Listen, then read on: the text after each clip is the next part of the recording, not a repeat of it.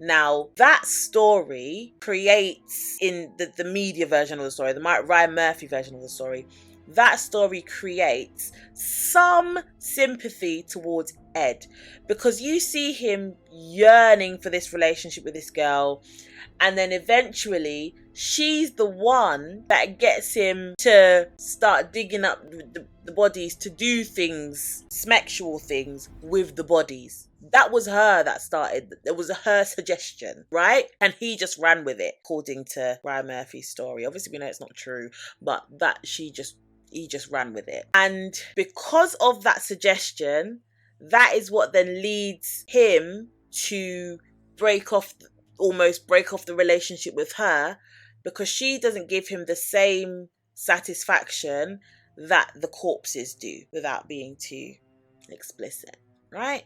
That should make us look at him and think, ugh, that's weird.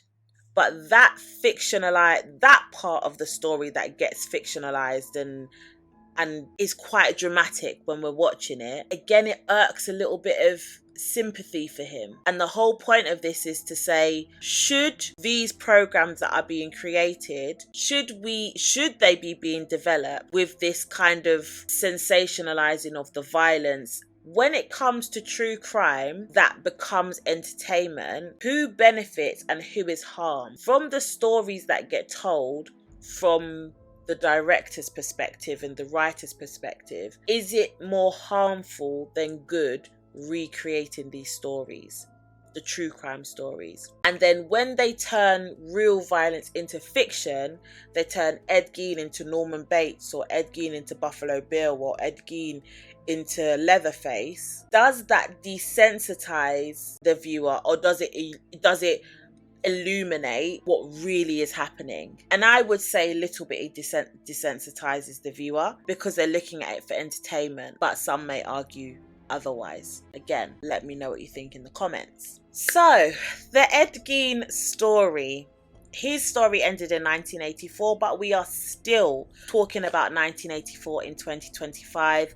There are still films, series, books, papers that are being written about the grotesque story that is Ed Gein. But this case forces necessary inquiry. It forces us to look at the legal standard versus the ethical standard of people that commit these kind of crimes.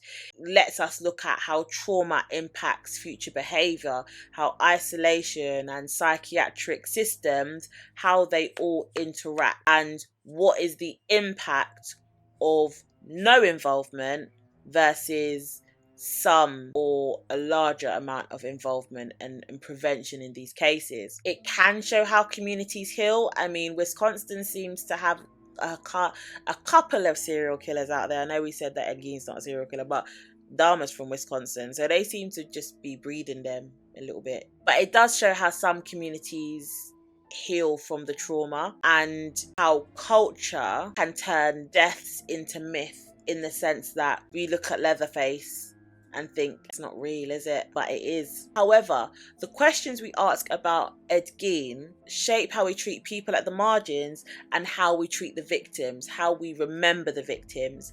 Because essentially the Ed Gein story overshadows the Bernice story, overshadows the Sarah Hogan story,